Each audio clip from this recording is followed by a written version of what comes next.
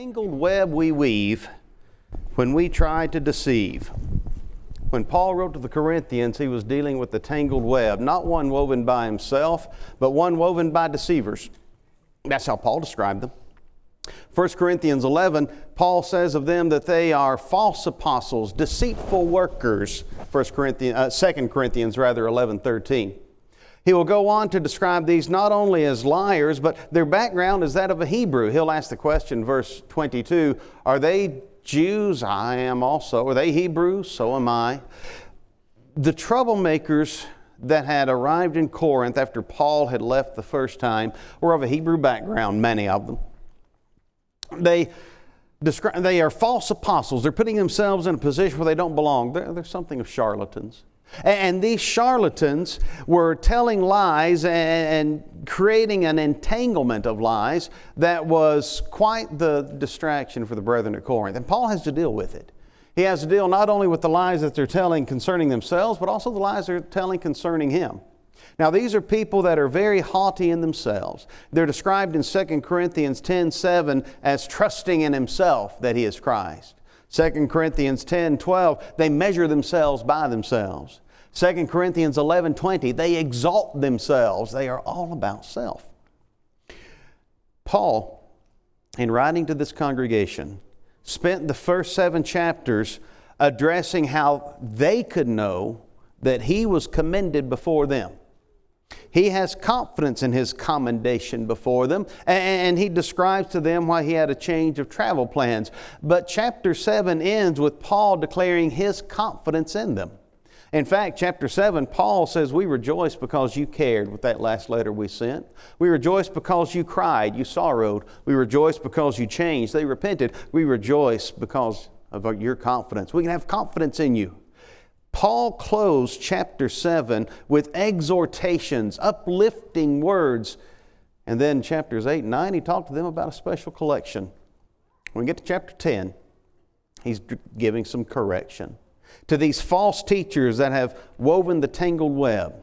Now, he will actually make the point, 2 Corinthians 12:13, he says, this third time I'm ready to come to you, and I'm not coming to receive yours, but you. The parents should not receive the children, but the children of the parents. Paul saw himself as having a fatherly role toward the brethren there. Yet there were brethren there that were disparaging Paul. They had been deriding and slandering his name. In many ways, what Paul has to do in 2 Corinthians 10, 11, and 12 is parallel to what psychologists recommend that parents do that are being abused by their adult children. One of the first things that parents are told to do, because when parents are being abused by their adult children, they say, well, this is my child, this is my responsibility, and this misbehavior is my fault, thus I must bear it. Psychologists recommend to parents of abusive adult children that they need to analyze their value. Those parents are to sit down. They're to write out their sacrifices and their services. They're to write out their spending and their schedules, everything that they've done for the benefit of this child that's being abusive. Not for the child to see and hold it in front, but for the parent to see so that the parent can remember, hey, I have tried. I'm not claiming perfection, but I have tried. Paul, in many ways, is in the role of an abused parent. And what he has to say, 2 Corinthians 10, 11, and 12, is not intended to defend himself. In fact, he will say, 2 Corinthians 12, 19, we're not excusing ourselves. The word translated excusing is apologia. We're not giving an apology. We're not giving a defense of ourselves. Paul's not defending himself in these chapters. What Paul's actually doing is edifying the church. In fact, that's exactly what he says at the end of chapter 12, verse 19. We do all things, dearly beloved, for your edifying. Now connect that to what he said all the way back in chapter 10, verse 8. He says, though we should boast somewhat more of our authority which the Lord has given us for edification, not for your destruction, I should not be ashamed. God has put us in this position to edify you. And I don't want to seem that I would terrify you with letters, he says, verse 9, but there are some that claim that I do. Verse 10, his letters, they say, are weighty and powerful, but his bodily presence is weak and his speech contemptible. The charlatans have woven a web. Paul's going to deal with it. And as he deals with it, he's going to approach different insinuations that they've made about him. So what? How does it apply to us? Parents, teachers, elders, Christians who have endeavored to reach lost souls in your lives, whether they be friends, family, neighbors. There are times when those that refuse to listen will use the same accusations, not just excuses, but accusations against the teacher that have been utilized against Paul. And it's not just a matter of being able to recognize the accusations and say, well, Paul was accused of that, but to look at Paul's rebuttal. How Paul not defended himself, but disproved the charges by simply describing who he was and how he'd behaved. The first accusation that's been made by the charlatans pertains to Paul's mindset. You might almost say that they accuse Paul of being abusive because, by the way, that's typically the way that it happens. The people that have the most guilt are most likely to accuse others of guilt. The people that are most abusive are more likely to accuse others of abuse. They've said of Paul, his letters are weighty and powerful, but his bodily presence is weak and his speech contemptible. You know, Paul's big and bold when he's writing, but he's awfully weak and his speech just pitiful whenever he's present with us. That's how this chapter starts. Back up to verse 1. 2 Corinthians 10:1, Paul says, I, Paul, myself, beseech you by the meekness and gentleness of Christ. I'm writing with meekness and gentleness. Who, here's the accusation, in presence am base among you, but being absent and bold towards you. He identifies in verse 10 as this being a charge that they've leveled against him. Paul uses their charge as a description of himself, not as though it's accurate, but he's just inserting into his sentences what the charges are. Verse 2, but I beseech you, that I may not be bold when I'm present with you with the confidence that I think, that is logizomai, count, plan. You can count on me being bold, taking bold action towards some that think of us as though we walked according to the flesh. There are those that say he's bold when he's not here. Paul's walking according to the flesh. Walking according to the flesh. And then he says the weapons of our warfare, not as though we walk in the flesh, we do not war after the flesh, verse 3. Yes, we live in this body, but ours is not a physical fight. They've accused Paul of being a carnal combatant. They've accused Paul of a fleshly fighting. And then he starts talking about the weapons of our warfare. Why? He's weighty in his letters. He's terrifying us in his letters, verse 9. They're calling him a bully. The reason why? Because in 1 Corinthians 4:21, Paul said, do you want me to come in love or with the rod? And here are the charlatans saying, oh, he's threatening to beat us.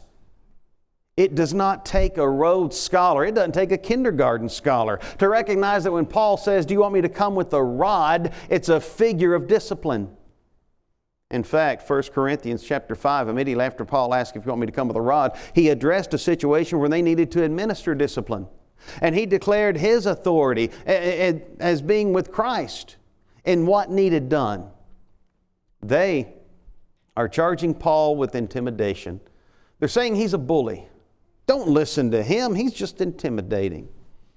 Because he used the figure of a rod pertaining to discipline. Because that's how troublemakers tend to behave. They'll make the figurative literal and the literal figurative just to accuse whomever they want to accuse and excuse whomever they want to excuse. Paul's response to the charge, picking up at 2 Corinthians 10:4, he says, the weapons of our warfare are not carnal. We're not fighting a physical fight, but they're mighty. They're ischyros. They're full of vigor. The weapons of our warfare are not carnal, but they are mighty to the pulling down of strongholds. Pulling down of strongholds, the word translated pulling down is literally the destruction of. Paul says, we're not fighting a physical fight. We are not engaging in physical warfare, but we are fighting a fight. And our weapons are mighty, dunamis, capable, able to pull down strongholds. What strongholds? Verse 5, casting down, that's the verb form of the word translated the pulling down of. In verse 4, the destroying of imaginations. The word translated imaginations is a form of logizomai. This word is actually logismos, and it means reasonings. Destroying reasonings. What kind of reasonings, Paul? And every high thing that exalteth itself against the knowledge of God. Don't listen to him, he's intimidating. Paul says we're not bullies. We're not bullies.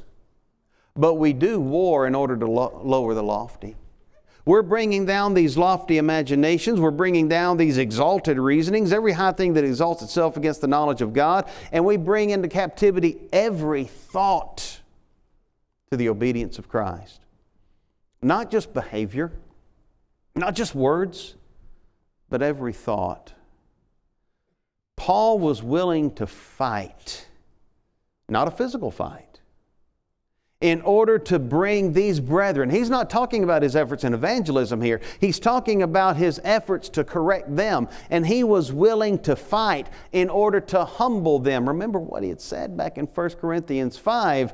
You're puffed up and have not rather mourned.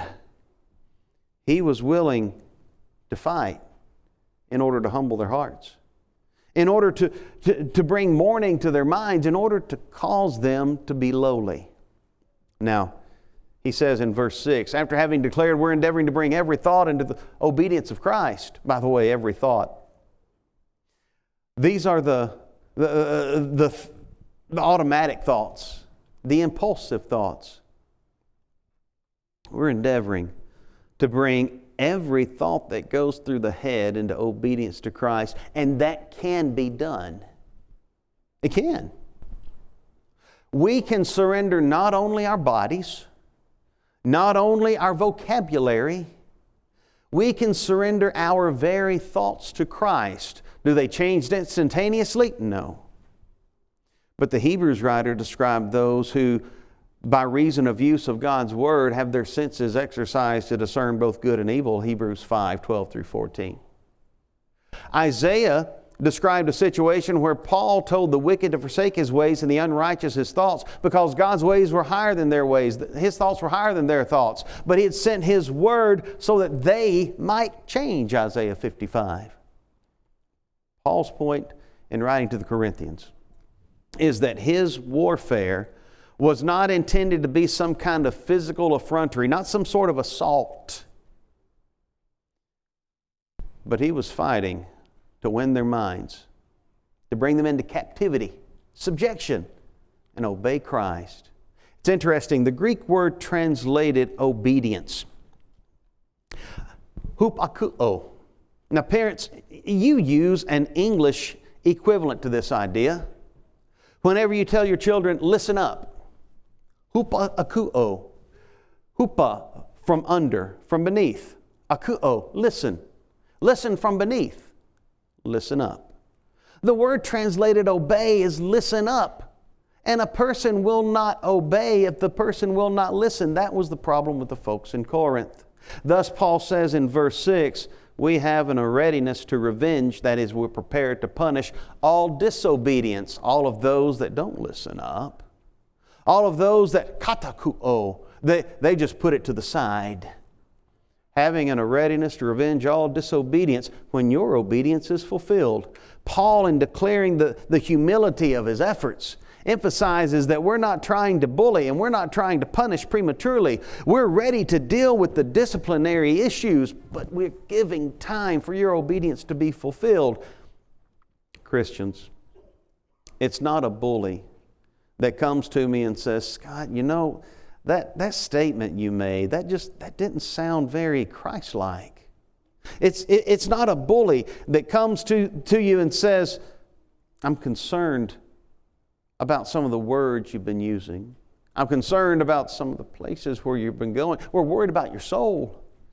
That's not a bully. That's a brother. That's not being pushy. It's being caring. Verse 7, Paul says, do you look on things after the outward appearance? The English Standard words it as, do you not see what's right in front of you? Paul says, if any man trust in himself, in other words, has confidence in himself that he's Christ, let such a one think. The word translated think, legizomai, count, reckon. Let him put this on the account. Chalk it up. Let him think again in himself that even as he is Christ, even so we are Christ. Paul says we war to lower the lofty. Look at verse 8. We belong to Christ, and He's given us a job to do. Though I should boast somewhat more of our authority, which the Lord has given us. The Lord's given us an authority and a job to do with it. What's the job, Paul? For edification. For building up the church. We war to lower the lofty, and we work to lift the lowly. Our job is to build up the church. It's not for your destruction.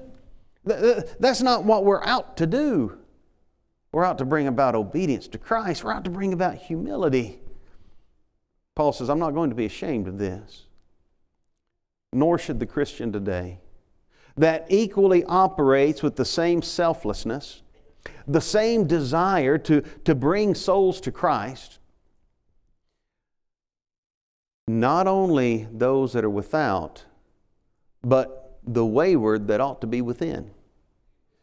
Paul says we war to lower the lofty. We work to lift the lowly. Pick up at verse 9.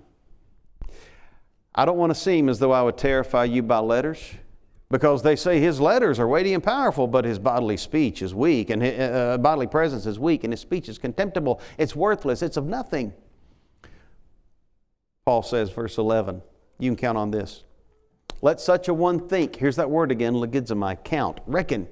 Write it down. Chalk it up. Let such a one think this, that when we are, as we are in word by letters, when we're absent, so will we be also in deed when we're present. Paul says the ones that accuse us of being inconsistent, of saying he's big and bold when he's away, but when he's here, he's awfully pitiful, frail. Paul says, don't you worry. When I get there, the ones that are still thinking this way will get to see me be perfectly consistent in bodily conduct with the letters that I've sent pleading for you to be corrected. We war to lift the to lower the lofty. We work to lift the lowly, and we will live up to our letters. By the way, what Paul says likewise must be true of us. Paul was willing to take action regarding those that refused to repent. Paul was willing to take the necessary steps and deal with the discipline regarding those that refused to listen, refused to change. So, he's intimidating. Paul deals with that. He's no bully. No, he's in a battle for minds. He's lifting the lowly. And you can count on him being consistent. Picking up at verse 11, he transitions. We dare not make ourselves of the number or compare ourselves with them that commend themselves, for they, measuring themselves by themselves, commending themselves among themselves, are not wise. Paul says, verse 13, we will not boast of things without measure, outside of our measure, or beyond our realm of influence, as another translation has it. There appear to be those that have accused Paul not only of being intimidating, but of putting his nose where it doesn't belong. Of overextending himself. That's how it's worded in verse 14. We stretch not ourselves beyond our measure. Paul says we're not overextending ourselves. We're not boasting ourselves of something that's beyond our measure, beyond our realm of influence. Verse 15, he makes it clear. Verse 14, rather. We're not stretching ourselves beyond our measure as though we reached not unto you, but we are come as far as to you in preaching the gospel. His point. There are those that are leveling an accusation against him. But Paul, in answering that accusation, makes it clear that he is operating well within his sphere of influence. In other words, he's not putting his nose where it doesn't belong. There are those that say, don't listen to him, he's intimidating. Then there are apparently those that are saying, don't listen to him, he's intrusive. Christians, have you ever had this said? Mind your own business. What business is it of yours? Who died and made you king? You're not my God. No. But as Paul described himself as operating on behalf of God in order to bring souls to Christ, so ought we to be.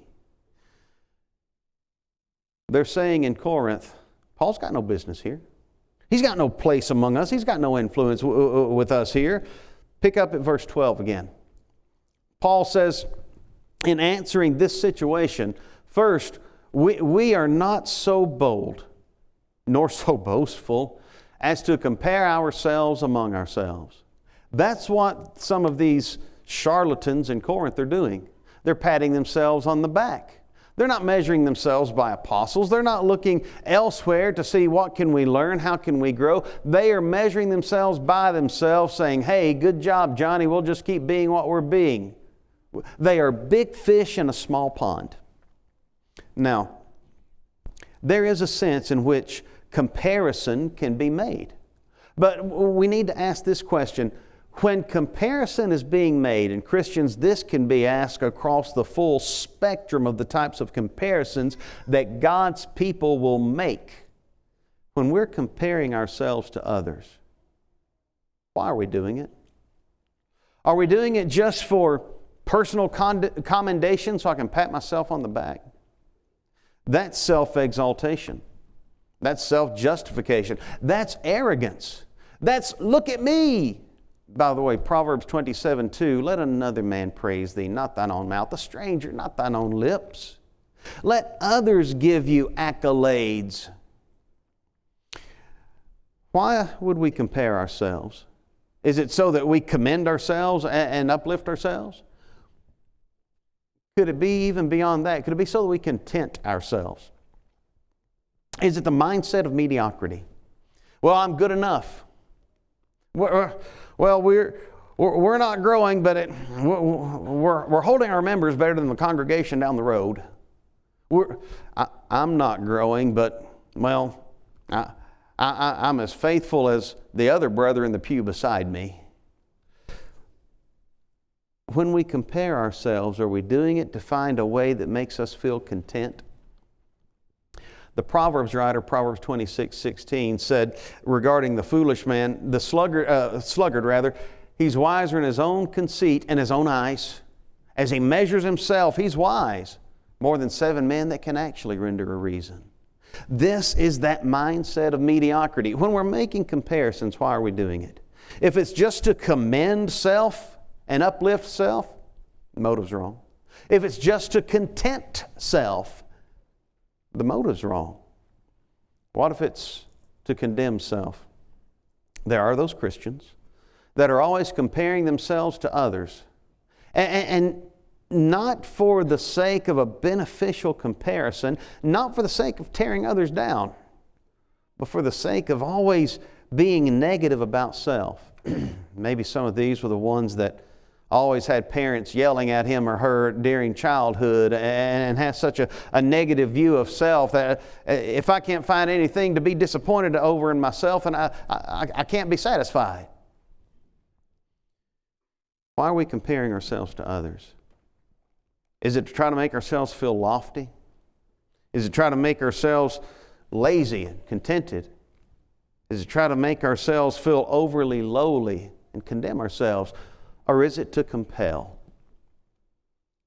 When we look at each other and find inspiration, when we lay our eyes upon the efforts of our brethren and see instruction, when we behold the efforts of another Christian and it serves as an invitation, then that's a benefit. Paul told the Corinthians, 1 Corinthians 4:16, be followers of me. He told them the same thing, 1 Corinthians 11:1, be followers of me even as also I am of Christ. And he told the Philippians, Philippians 3:17, mark them which walk among you so as you have us for ensamples. When we talk about this idea of comparing ourselves, why are we doing it? Is it for commendation? No. Is it for contentment? No. Is it for condemnation of self? No. It should be to compel self. To see where we can grow and learn and grow together. Paul deals with those that are comparing themselves among themselves, the big fish in a small pond, that are perfectly satisfied with where they are. Paul says we dare not do that. Nor, Paul says, are we so bold as to overextend ourselves beyond ourselves.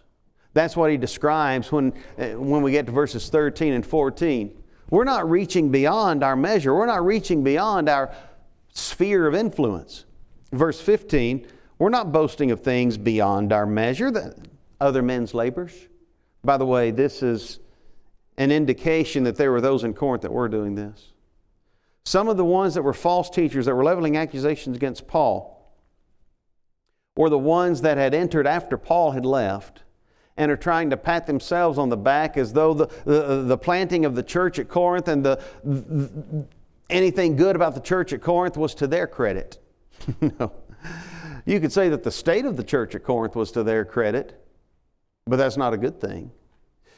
Paul says, we don't try to boast in other men's labors, verse 15, but we do have hope that when your faith is increased, when your trust in God truly grows, that we shall be enlarged by you according to our rule abundantly. In other words, our sphere of influence will grow as your faith is increased because, verse 16, we'll get to preach the gospel in the regions beyond you. We'll come, we'll be with you, and we'll go further. Not boast in another man's line of things made ready to our hand. Paul says our desire is to broaden our sphere of influence, absolutely. But it's not because we're being intrusive. It's not because we don't have any business with what's taking place in Corinth. We desire to broaden our sphere of influence in order to carry the gospel of Christ. We be not so bold as to commend ourselves by ourselves. We be not so bold as to extend ourselves beyond ourselves. We be not so bold as to commend ourselves without the Lord. Verses 17 and 18, he that glorieth, let him glory in the Lord. If you're going to glory in anything, he said this before, back in 1 Corinthians 1:31, and it's a quote from Jeremiah 9:24. If you're going to glory, glory in the Lord. If there's any reason to boast, then you make it about the Lord and who He is, not about self. Verse 18, not he that commendeth himself is approved, but he whom the Lord commendeth. Commendation. Paul's still dealing with that mindset among them that acted as though Paul had something to prove. They've accused him of intimidation. No. They've accused him of being intrusive. No. Children, your parents aren't being nosy when they're looking out for your best interests.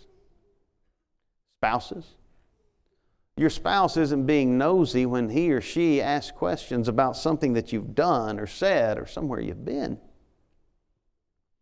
Christians, your brother in Christ is not being nosy when expressing a sincere concern pertaining to your behavior.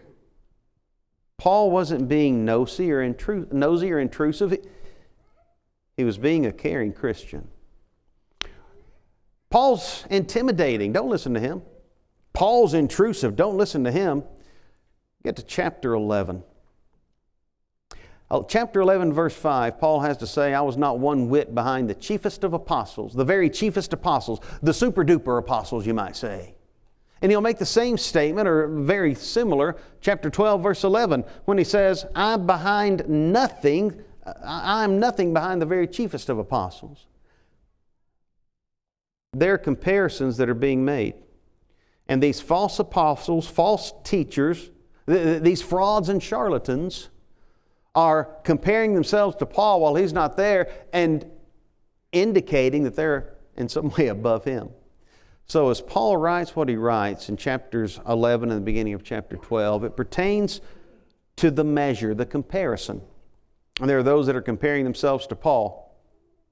And these are the ones that are saying, don't listen to Paul, he's intimidating. Don't listen to Paul, he's intrusive. And don't you listen to him, he's inferior. Verse 1 of chapter 11. I wish you would bear with me a little in my folly. Here, let me speak your language. I'll talk like a fool. Essentially what he says. Bear with me a little in my folly. And he's going to use the same kind of terminology when we get to verse 16. I say again, let no man think me a fool, if otherwise yet as a fool receive me. Because verse 17, Verse 19, rather, you suffer fools gladly. You bear other fools. Why don't you bear me while I speak the language of foolishness? Paul is about to start speaking the language of foolishness as he gives his resume, if you will, for why he's not inferior. He's not behind the chiefest of apostles. Chapter 11, verses 1 through 15, deals with how his concern for them and ultimately how he wanted in order to do service to them. Now, he's fervent toward them, jealous with a godly jealousy, verse 2. He's fearful of them, that they'll be corrupted from the simplicity that's in Christ, verse 3. He knows that there are those that if somebody comes preaching another Jesus, you'll listen to him. If somebody comes with another spirit, you'll listen to him. If somebody comes with another gospel, you'll listen to him. They're straying. Another Jesus, there's only one. Another spirit, there's only one. Another gospel, there's only one. They've obeyed it. This is the gospel that declares the death of Christ, the fact that He rose again and He left proof. This is the gospel that Paul described them as having been saved by at 1 Corinthians 15, 1 through 8. This is the gospel to which they have submitted by being baptized and added to the one body, 1 Corinthians 12, 15. This is the gospel they've obeyed, and there's only one. But Paul says, you folks are at the point that if somebody comes preaching another, you'll listen to him. Will you bear with me? Will you bear with me who's been fervent toward you, fearful of you? And picking up at verse 7, have I done you wrong?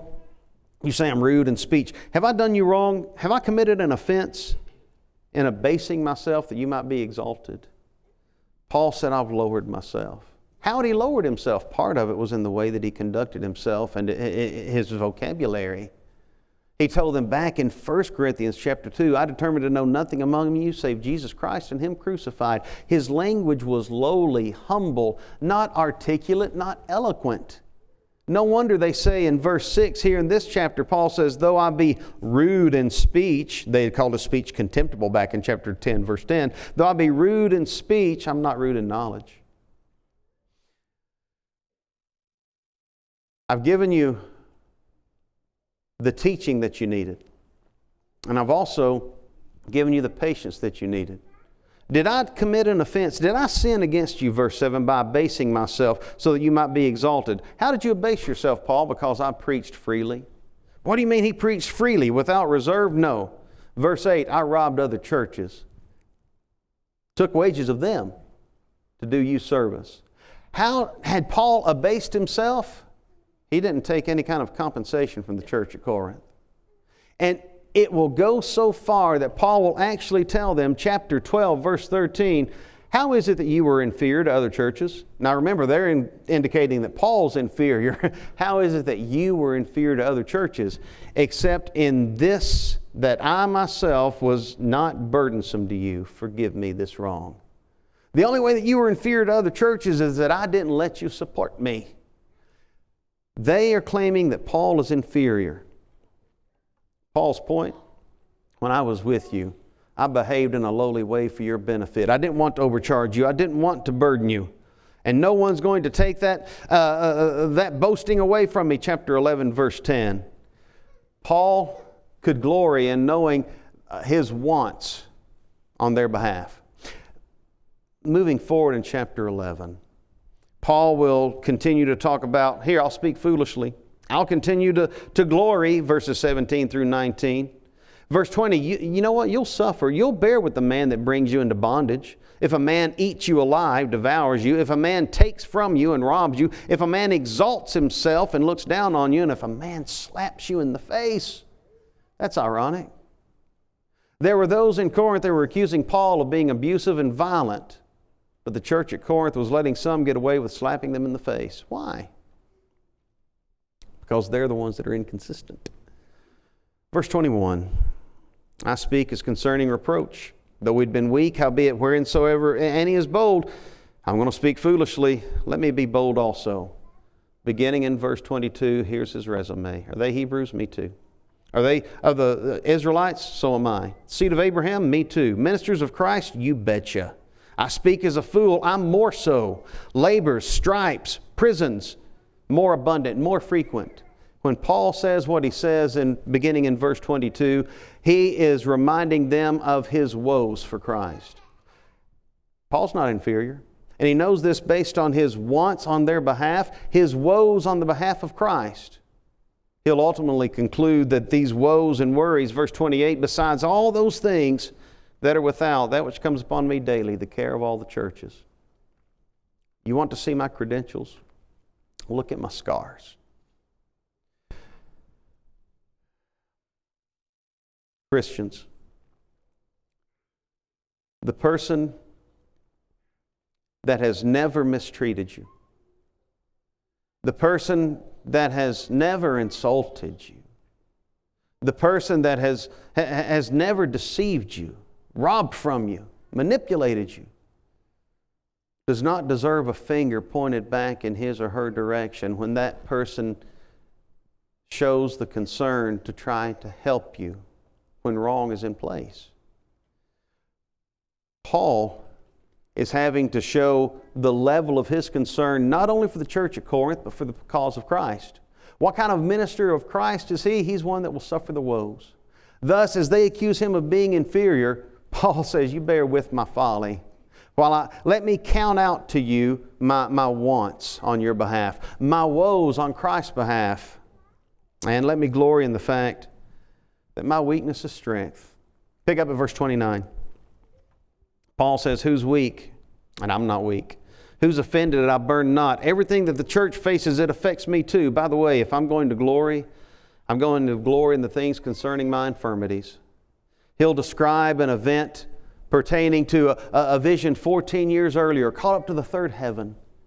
And by the time we get to chapter 12, verse 7, he shifted to look at this idea, lest I should be exalted above measure, lest I should be lifted too high.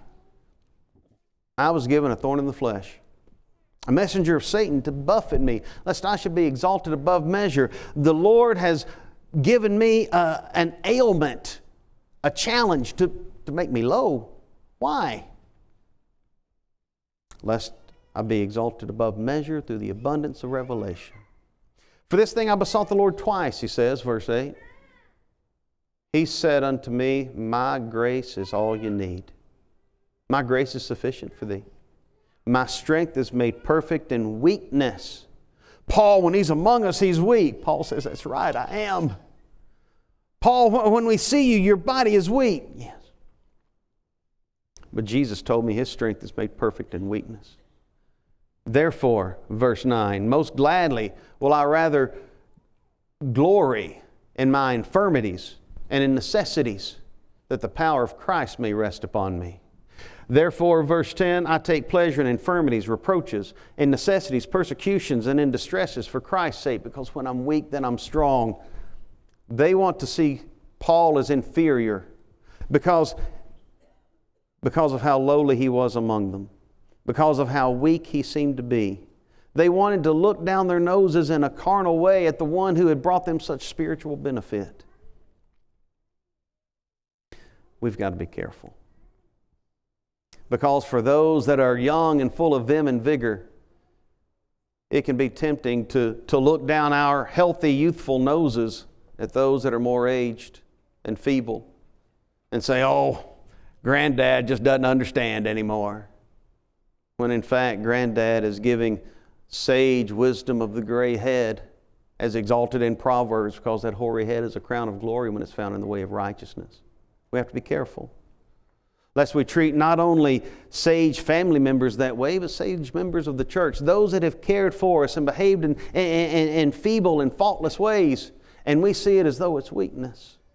When I'm weak, then I'm strong. Flip side of the coin. How do we behave? For those that we would endeavor to reach, for those that we hope to help, to correct, do we behave in a way that's intimidating? Do they have a legitimate gripe? Do we actually behave intrusively, as though we're just looking for something? Do we behave in a way that's inferior, actually inferior? Or can we, like Paul, answer these charges by simply describing the personality that we've conveyed. One more thought. They've accused Paul of intimidation. They've accused Paul of being intrusive. They've accused Paul of being inferior. They're also going to accuse him of being insincere. Chapter 12, picking up at verse 14, he says, I'll gladly spend and be spent for you. Though the more abundantly I love you, the less I be loved. Yet be it so, I didn't burden you. Nevertheless, being crafty, I caught you with guile. Here's another statement they're making of him. He tricked us with guile. He's been deceitful. Isn't it a shame? Paul says, we've given everything to you out of love. But the more abundantly we love you, the less we're loved. The more we pour out to you, the less gratitude you show. By the way, there's a strong parallel here between this and the behavior of abusive children. And yes, there is a sense in which this is a good point to step back, look in the mirror and say, how am I treating them? Parents, how are they treating you? The way these brethren were treating Paul was nothing short of a travesty.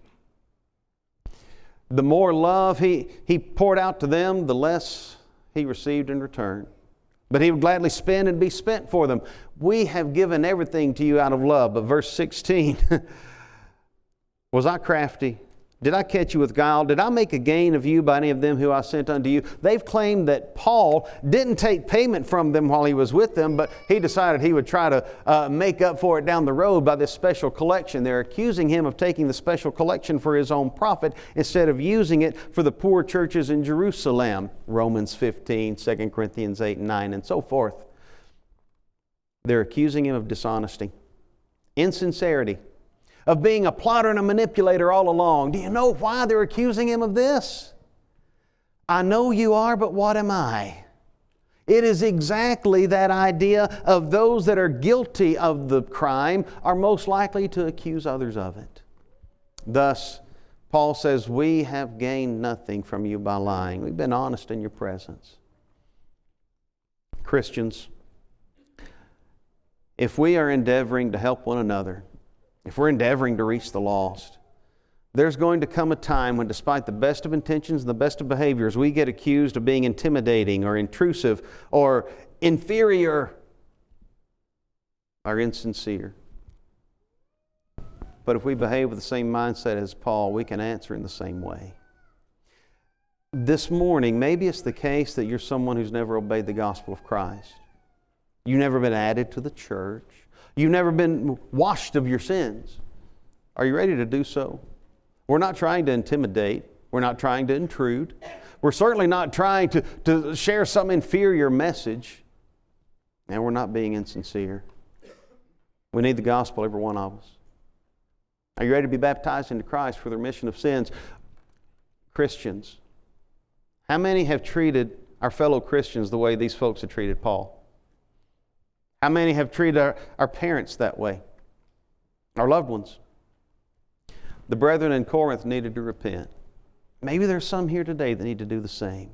Whatever the case, if you need to respond to Christ's invitation, we hope you'll take the opportunity while we stand and while we sing.